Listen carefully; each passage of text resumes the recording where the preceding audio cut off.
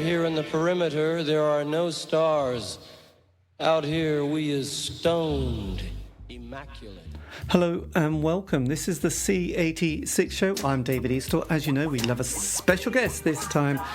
It's the turn of the New Zealand singer-songwriter who was also part of the new wave and new romantic scene of the early 1980s. It's the one and only Zaine Griff, who I spoke to very recently to find out more about life, love, poetry and all that other groovy stuff. Has had a prolific life in music, starting at the age of 16 with the rock band The Human Instinct, solo career in the early 80s, and has worked with lots of other musicians and artists that you'll find out about in this fascinating interview.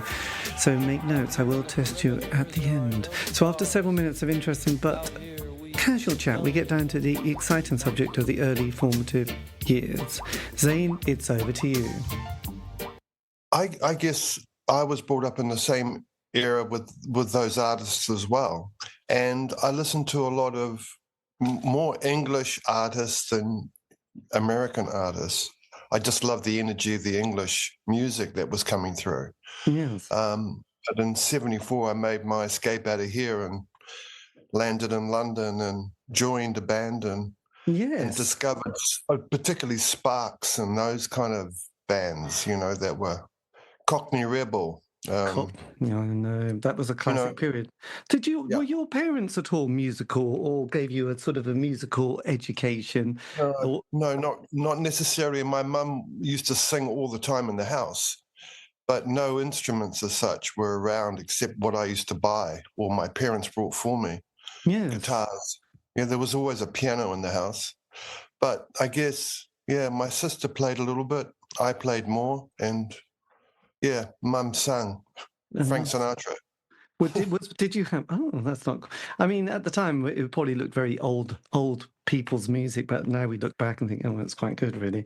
I mean, you know, people like Elvis Presley seemed such a sort of relic from the past. And in a weird way, the Beatles, when I started becoming aware of music, they'd only just broken up, but it did feel like it was like decades ago. You know, it was like a whole, and you thought they'd only broken up about 3 years before I became, or 2 years before I became much more obsessed with the top 40 or the top 20 and Top of the Pops and stuff like that. So it's a very strange looking back on it. And I had an older brother who was actually born, I think, the same year as you, and he was into the prog rock period of the 70s actually. So I would sneak into his room and look at and be amazed with these albums and the sounds of them, because they weren't on Top of the Pops or in the charts, but there they were, the Roger Dean covers, and Genesis, Wishbone Ash. We loved it. Well, that's interesting, because that was the more musical direction. Like, as a musician, you're learning all their music. You're listening on the radio to commercial music, but you're listening to more interesting musicians, and you want to play like them or find out how they played that, and you discover the musical side. Yes, well, absolutely. So you sort of would have. Yeah, you would have been a bit just too young for the psychedelic 60s, wouldn't you? But then the early 70s, you get to 16, which is like 73. I'm doing the maths here, aren't I? So what happens when you're 16? Do you leave school at this period, or do you go on for... Do you leave school? I left school and I joined a band in New Zealand called The Human Instinct, who had a massive following here. So I was able with them to... learn stagecrafts and recording skills and then writing skills. And I was able to compose music for the band to play. Yes. And I was extremely young, and they were encouraging me to compose. So that was really the opening door for me, was working with these guys who were, to me, they were much older than me, but they mentored me. The likes of Morris Greer and Martin Hope, John Donahue, incredible musicians, but also open to new ideas. But we toured New Zealand, we went even to Tahiti, would you believe, and did shows there and come back. And I just got the bug to travel. I just wanted to find out more. Yes, because they were quite a psychedelic band in New Zealand. They were heavy in those days. They were loud, raucous, and had a bad reputation. So I think Joan Jett had a song called that, didn't she? Or was it the Runaways? It was one of those. It was that very kind. So were you a bass player at this point? Yeah, I was a bass player at that point. When did you get a bass guitar? When basically I converted my 6-string into a bass when we didn't have a bass guitar in the band before that. I just put different strings on my guitar and changed everything and turned it into a bass and started playing bass. Yes. And it just come that way. That the band I was in just out of school had a residency and shared the residency with the Human Instinct. And when their bass player left, they asked me to join the band. Right. So I was well and truly playing bass guitar then, and continue playing bass when I got to the UK. Yes. And did you go into the studio with the Human Instinct? Did 2 albums, yeah. Right. So I was introduced to recording rather early, which was awesome. Well, it must have been a hell of an education at this time, because were they in their like late 20s, early 30s? They were, late 20s. Right. Yeah. There you go. They all seem so old to me. Yeah, they would have, hardly started shaving at the age of 16. It's like Something like that. I know. Well, you've gone from sort of, I don't know. For school here, it would have been like 11 to 16 was like secondary modern or whatever it's called, and you do your O levels and then you possibly do your A levels at 18. And actually, when you look at 16-year-old now, you just think, God, you look so young. When we used to go to Glastonbury Festival, you realise every year you keep thinking, God, they're getting younger, but they're not. We're just getting older every year, and you're just like, this is what 16 or 18-year-old looked like, and that's what we looked like once. So, so you must have, that was a hell of a rock and roll education. What did your parents think of you joining the circus? Did not like that. Because as I said, the Human Instinct did have a very bad reputation for, they're always in the newspapers in New Zealand for trouble, They were heavy metal guys. So bit raucous, leather jackets and longer hair, and my hair got longer, and no, my parents did not like it. Well, I mean, my brother also had a Deep Purple and Black Sabbath albums. So those 2 albums were very influential in my teen period. And then there was Ritchie Blackmore's Rainbow, which I thought was stunning. So, yes. So was there a particular bass player that you used to sort of copy or sort of, look at as? Probably Jack Bruce. Followed a lot of his work, like his jazz lines and just various players. A whole, Chris Squire from Yes. Oh yes, dear old Chris. What about John? What about John Entwistle? Not necessarily the Who, no. It was more, I don't know, more melodic bass players. Like Chris was all over the place playing lead lines to me. And I went out and bought a Rickenbacker because of him. And I went and I had a Fender Jazz bass and a Precision. And so I had different various styles because I had to learn different styles, No, absolutely. Because we were doing not only our own music, but we were doing trends of that period as well. So I had to learn a whole variance of styles on bass guitar. Yeah, interesting. And so then what sort of what prompted the move to come to England during the sort of mid? Oh, definitely the music. That was all I wanted to do, was to perhaps just go for 6 months and just maybe get a gig and just see what happens. But it ended up being 10 years. And when I arrived in England, I just looked at, is it New Musical Express or Melody Maker? And looked at the adverts for bass players and landed a job with a group called Babyface. And I think maybe Babyface went to Norwich as well. Babyface, my God. Babyface, yeah. And Babyface had a record deal in place already. They were already existing. And I went for the ride with them. It was great. They sort of split after about a year with them, and they reformed as Screamer. Screamer was signed to Arista Records. So this is how the solo thing came about, where the record company were insisting that I should look at perhaps doing something by myself, because I was writing the majority of music, singing the majority of music, and they sort of triggered the solo thing. Yes. Did you meet up with then Kevin Ayres at one stage? I was working, how can I say this? I was doing demos in the Workhouse Studios in the Old Kent Road with Manfred Mann and Chris Thompson from Manfred Mann's Earth Band, Yes. producing some demos of mine for Arista Records. Kevin Ayres needed a bass player, and I sat and did an album with him. I have no idea which that album is. And his producer, Anthony Moore, he was doing a solo album, and I played bass on his album. Very similar situation. I was with Screamer with Arista Records. The Kinks needed a bass player for the Misfits album, and I got pulled into that album. So I was getting a little bit of session work, I guess, around that period. Yeah, blimey.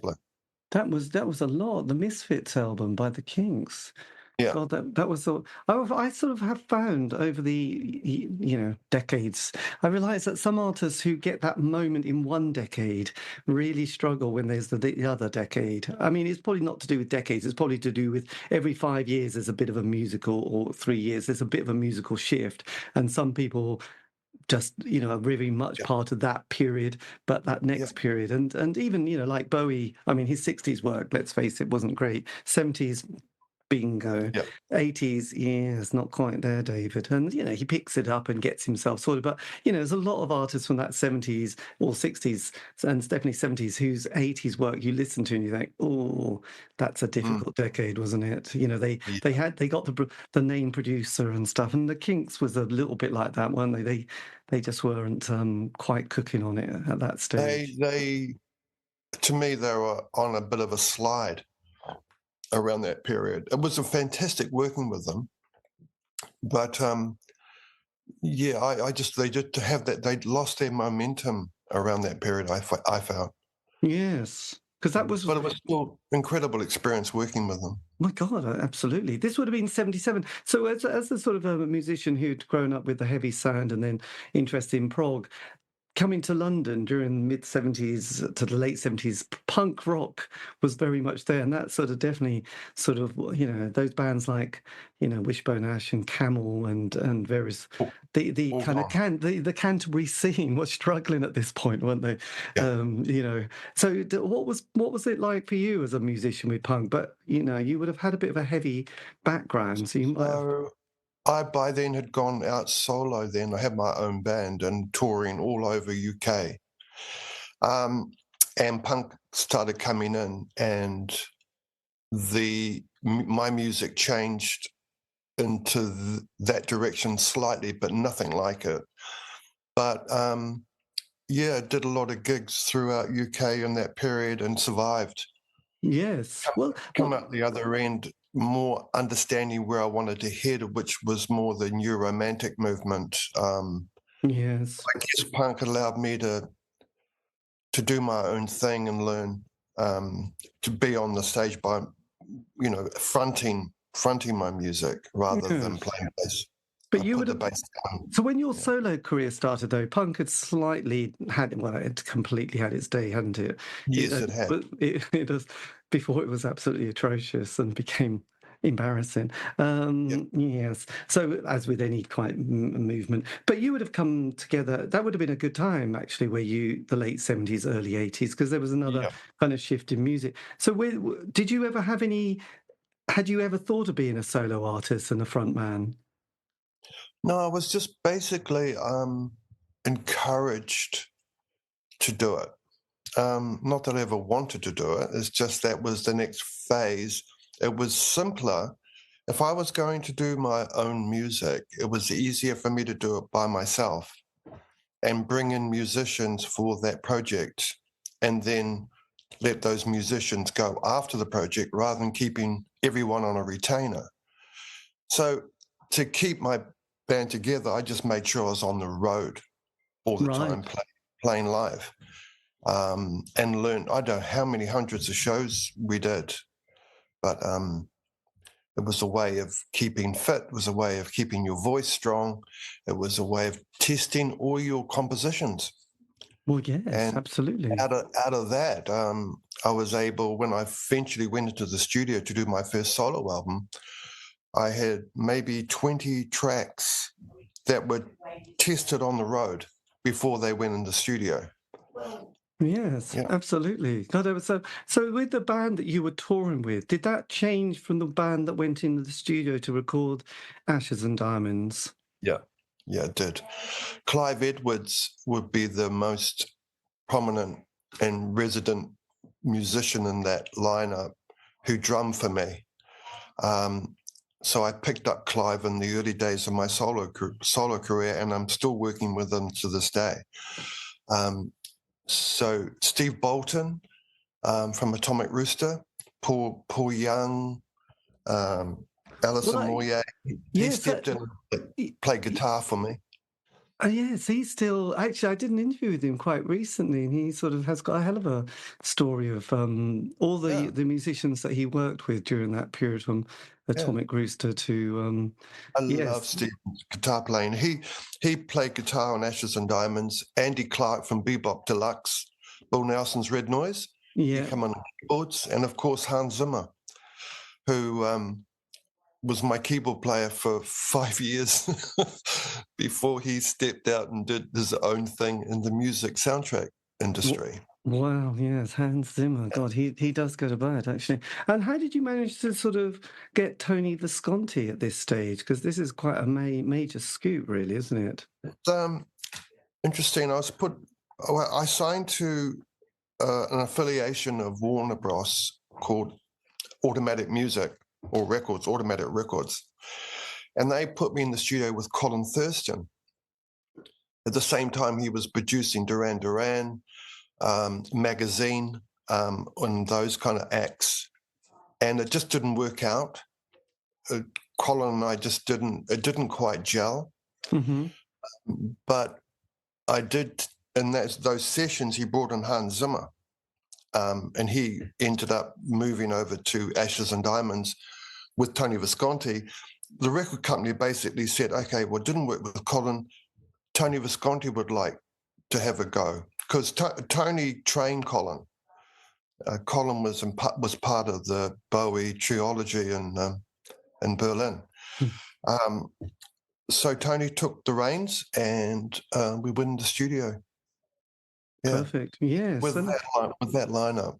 Yes, well, it was the perfect time, really. And I mean, as you probably can gather, I mean, the interest in that whole period of the early 80s with the Blitz Kids and new romantic music, which sort of had its moment, and then, obviously we move on. But now we love to reflect on things in later life, don't we? So there's now an exhibition.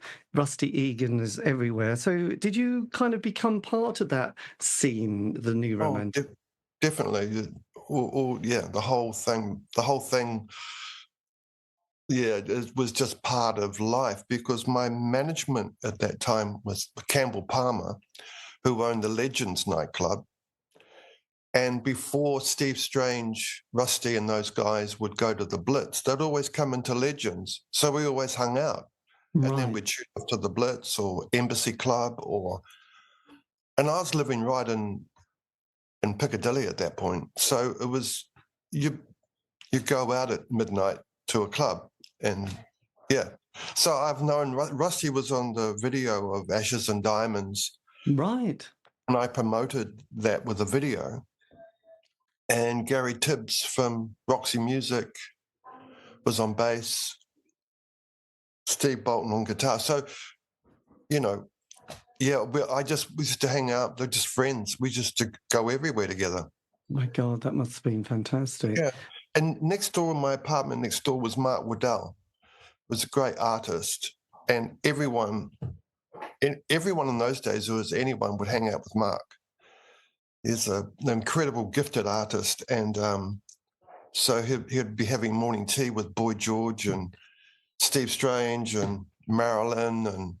All right. Was Lee Bowery on the scene at that point? Not sure. No, he's just had a book. Well, no, just an exhibition. So who was this artist? Mark Waddell. God, I know. I've had to confess. He was very much involved in the Blitz right. club and the artistic scene. Okay. Yeah. Well, at the end of this month, I'm going to the V&A to see the David Bowie archive.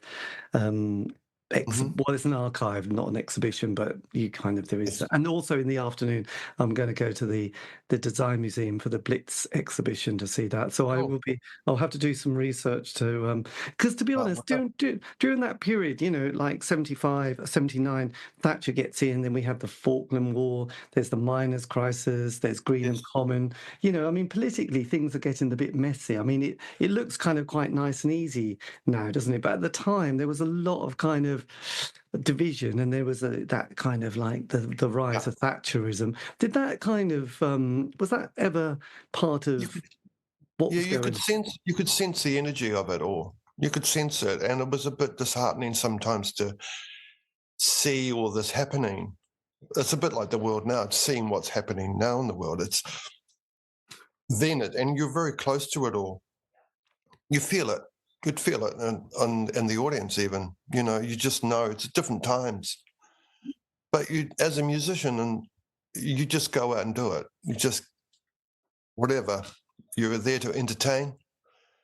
And some of the towns we went to, they're poverty-stricken.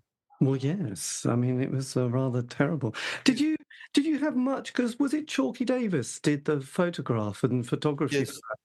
Did you have much to do with the image that you were going to be portrayed as?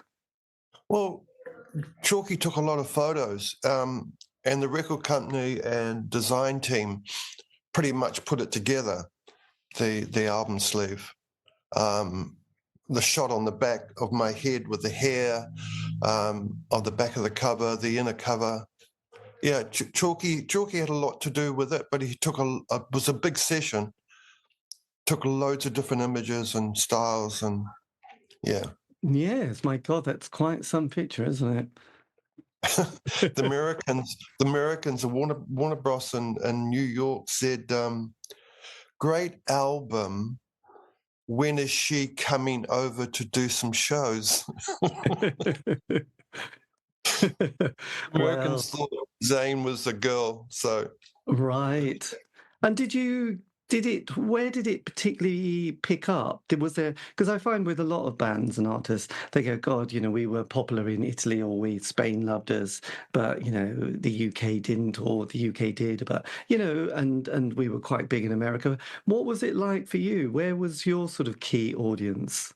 Well, the interesting thing was it was Japan, all because of the image, all because of the clothes, the hair, the makeup, the styling. And I was inundated with Japanese journalists coming to London wanting interviews. And I remember one day I was exhausted.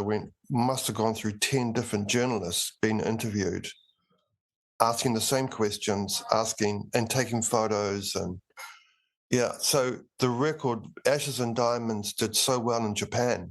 I never went there until 2014. Right. God, but, was it a bit? Have you ever seen that film Searching for the Sugar Man? The one which is this guy who made a record but spent his life as a janitor. Didn't realise he was bigger than the Beatles in South Africa. I've heard about it.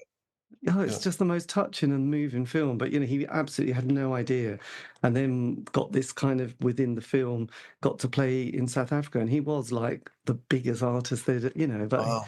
Little did he know, as he was cleaning toilets, that he was big somewhere in the world. So yeah, I've not seen the movie, but I've heard the story. Yes, it's rather beautiful. Yes. So once that came out, what was it like getting the tricky follow or the second album? Was that the usual cliche for you, or was that not? Well, they renewed the contract. They wanted me to be on the label still. They put me in the studio to do some demos for a second album. And I insisted that I co-produce it with my keyboard player, Hans Zimmer. And they said, who? I said, my keyboard player, Hans Zimmer. And they basically said, well, we'll give you do 3 tracks with him, and we'll see whether or not you can go ahead and do the rest of the album. Did the 3 tracks, they loved it, and they said, okay, off you two go. But in reality, it was Hans that produced it. Right. I co-produced with him, but he was the driving force of the music in that album. Yes, that's and again, totally different lineup of musicians apart from Hans. So how did you manage to track down your new set of musicians? Yes. Basically because we had an idea in the pre-production phase where we were programming, or Hans was programming his computers, what kind of sound we wanted. Warren Cann from Ultravox had already played live with us at Reading Festival, so asked Warren to play drums. Yukihiro Takahashi from Yellow Magic Orchestra played drums, and pretty much I went and sung and wrote for him on his solo album. And I asked Kate Bush if she'd come in and do a duet with me with Flowers, because we both worked with Lindsay Kemp together back in 75, 76. Right. And she came into the studio and did that. Linda Jardine was working with Hans already in the Buggles. She did backing vocals. And the rest we did ourselves. There's no guitars on that album. No, there was nothing at all actually on that. No guitars. And yeah. That was quite interesting. So Lindsay Kemp, who obviously Kate's first song on side 1 of her Kicking Inside album, Moving, is kind of a homage to Lindsay, and obviously Bowie worked with him in the late 60s. What was your working moment or relationship like with Lindsay? Well, I did his classes in Covent Garden, studied with him for probably 6 months in 75. Right. And then he asked me whether or not I'd like to join the company as an actor. And they're touring Australia. Would I be keen to come to Australia? I said, no, I've just come from that part of the world. I don't want to go back to that part of the world. And I stayed. But I did continue working with him on stage. I did the Flowers production at the Collegiate Theatre with him and his company. So I had the opening of all the theatrics of Lindsay, and it was really interesting. In the audience, one night would be Mick Jagger, and the next night would be Pink Floyd and Kate Bush, obviously, and you just see them, all these rock artists looking at inspiration of Lindsay because of his theatre, his drama, and the use of lights and the most incredible, powerful lighting rig. So he was a massive influence for everyone. So he was quite special. Oh yeah, unique. There'll never be another Lindsay. He was. No. But it's just kind of interesting. It's why some people have that something which is hard to probably describe, but you probably know it when you're in the presence of that person. Mm. That's quite. So, what was the track that Kate Bush sings on? Is it the actual title track? Flowers. This is a song called Flowers. Right. What studio did you record? You use for that album? For that album, we used Snake Ranch Studios in Chelsea, and then we went to Rockfield in Wales. Oh my God! You stayed at Rockfield. And then we went over to Munich, to Musicland Studios in Munich for mixing. My God, what a budget! What a budget! Yeah. And did you enjoy Rockfields? Was that everything you'd ever? It was great. I did all my vocals there. Right, there you go. And did you meet the brothers? We just went there to sing, or for me to sing, and to be relaxed there and eat good food and go for walks in the country. And superb. Oh, I love. Have you seen the documentary about Rockfields? No, but it's a delight. It's one of those BBC 4 documentaries about the brothers, and yes, Yeah. all those recordings, and yes, absolutely amazing. So then, when that album came out, did Japan again pick up on that, and were you still big in Japan? Yeah, Japan picked up on it, but probably more importantly, Europe picked up on it. But more interest out of Germany, Holland, France, those territories, Right. and England. But unfortunately, because of sales, they didn't pick up on going forward after that point.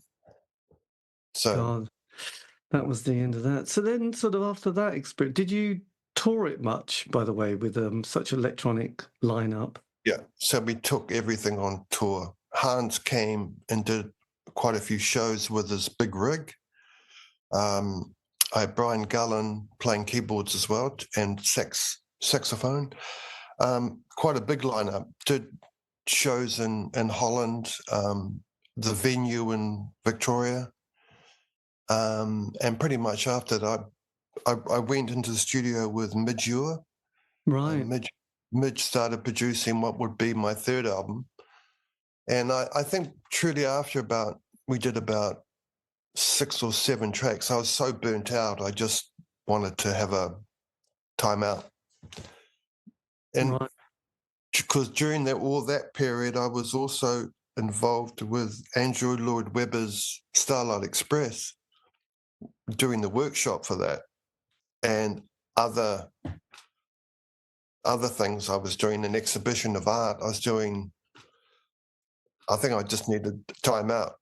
Right, my God, Andrew Lloyd Webber's. Did you say Starlight Express? I was in the workshop for that, What, as in sort of developing the production? developing the production for them to get finance to do the show. Eventually, we did a Skellington version of Starlight Express in front of investors, and they liked it so much that it went ahead. I said no when they did a call up. I didn't want to go back. Right. I didn't want to go into that world, but I was good for that 6 months. I did it. Yes. Oh my God, that was about 83 time, was it? You were doing Yeah, that. yeah. So then what's your next kind of musical production or direction after that? In 83, 84, I was working with Midge, and I did Berserker with Gary Newman, did some backing vocals for him. And I just started writing for a new album. And then I got wind that my mum was sick and I needed to come back to New Zealand in 84, which I did in 84. Right. Basically, just shut down the musical side of life for a while. Did you work on this project with Hans and then Warren Kane, though? Did they have a musical collaboration? I did the Howden project with them, which was a year in the making. That was around 82, 83. My God, that is... It was a massive project. It's huge. It's absolutely huge. And 4 years ago, I re-recorded that whole album using new technologies, and did the whole album again. And it's out there.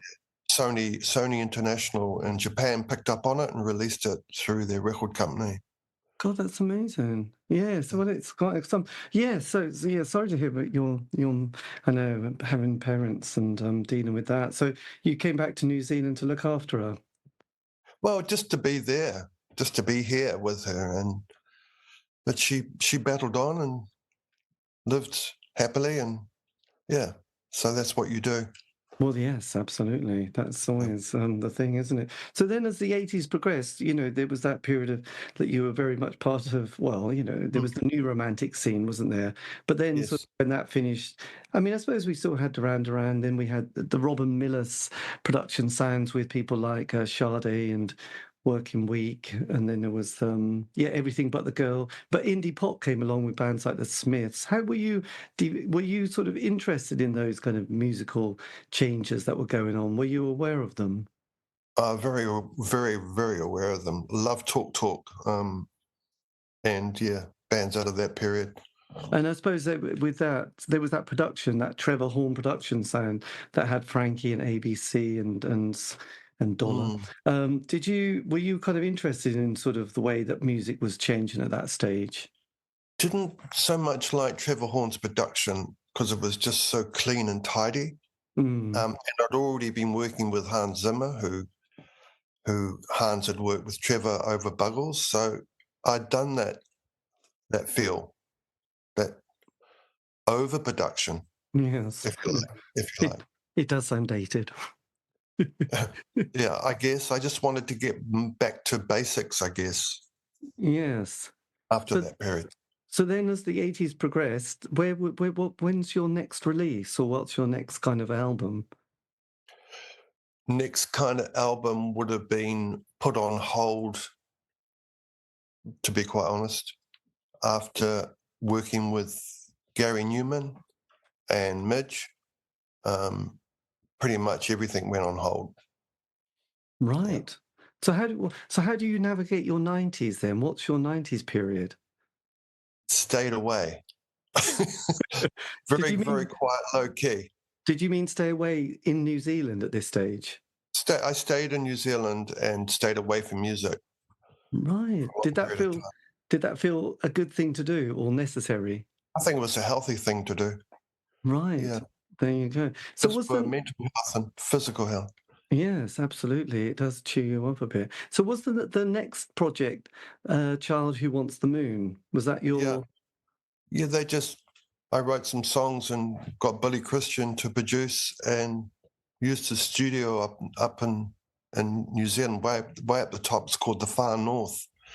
And recorded that album just quietly, low key, and released it myself. Yeah. Yes. It was good fun. Then I worked with Eddie Rayner from Split Enz Crowded House. Is that for the Visitor? The Visitor, yeah. Right. There you go. Yeah, and are you still gradually now I'm writing and recording again. So yes. Are you able to sort of keep everything ticking over, both personal as well as your creative life at this stage? Because obviously most people sometimes struggle to navigate themselves and sort of work out what to do next. Yeah, just quietly and just basically just keeping low profile, just doing what I wanted to do. To get the songs down, I think, was a big thing for me. And and collaborate again with producers and musicians, and I guess that was the side I missed, was the collaboration. Yeah. And was that a nice relationship that you got there? Easy, so easy. Yeah. And did you ever sort of do any live work at this? Any live? Yes, I did some shows in New Zealand. Yeah, it was good fun. Yeah, just taking those tracks and trialing them on stage again. Yeah, it was good fun. And did you still enjoy the work that you did as a solo artist back in the early 80s? Was that something that you were still proud of at that point? Oh yeah, and I'd certainly play the tracks. And even this January, when I did shows up in UK again, the majority of those tracks were from that period. Yes. Well, I slightly asked because I've recently done an interview with two people from the 80s. There was Annabella from Bow Wow Wow and Terence Trent D'Arby. And both, Terence now doesn't go by that name. He refuses to be acknowledged as that, which is probably going to be difficult for the person putting on the tour because they can't use his name to promote it. So it's a bit tricky. But he's obviously got a lot of issues to do with that period. And Annabella, same, I sort of noticed from her, doing the interview with her, she's, it's a very tricky period. I mean, she was only 15 when she was in Bow Wow Wow. I just wondered if you'd also struggled with that kind of time of being on the stage and in the spotlight. Not necessarily. It's just that I think the thing that I did was I moved away from music for such a long period, so I don't have any problems with that. It did what I did. Yes. And sort of... And I'll still play it tomorrow because I love those songs I wrote. So. Well, it's always interesting. I mean, people... But then when you came to do Mood Swings, you've increased your band again quite a bit more, haven't you? And sort of working with a lot more people at this. Was this a much more bigger project that you started to work on?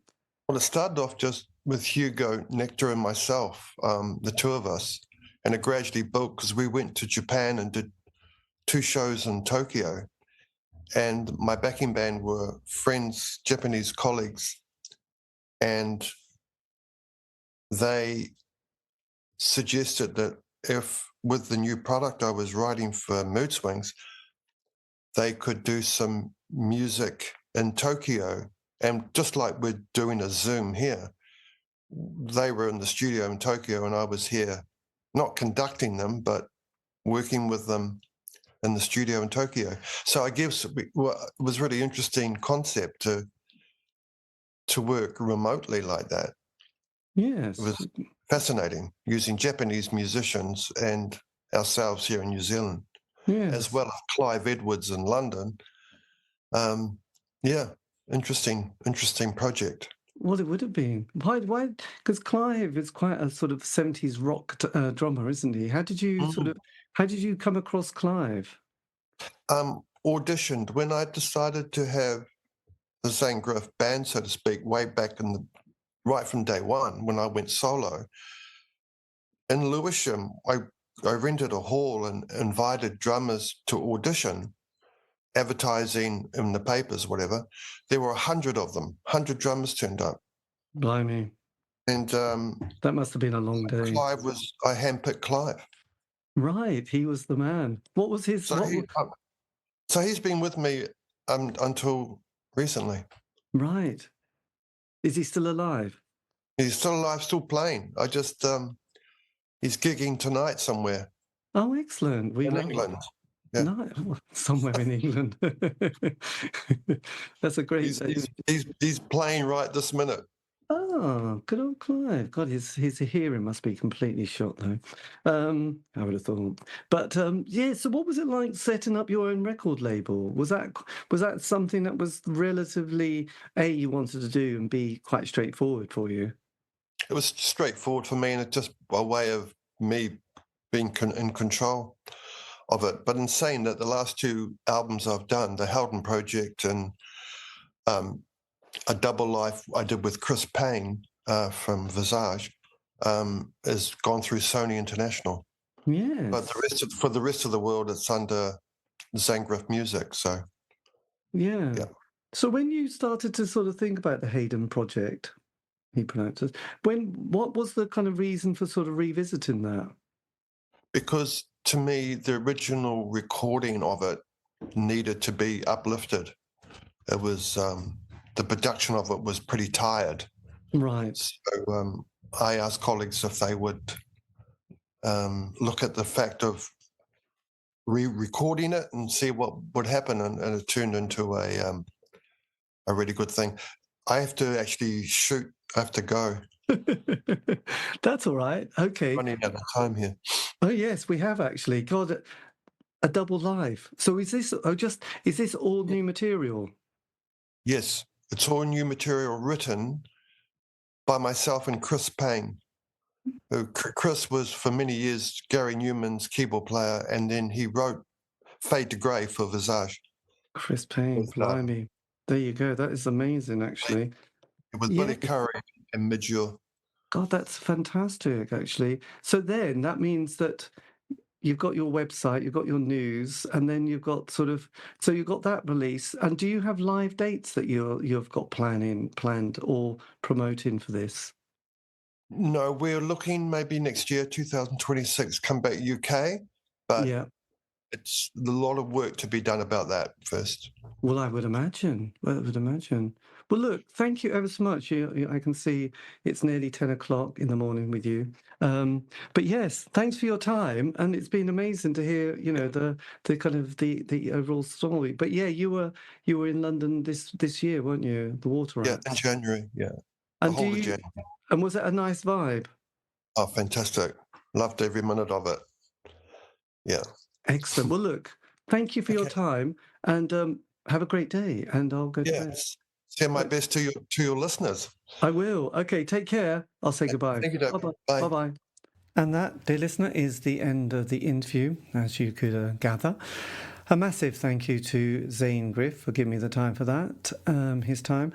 This has been the C86 show, David Eastaugh. If you want to contact me, you can on any of the social media platform sites. Just do C86 show. And all these interviews have been archived on Spotify, iTunes, Podbean.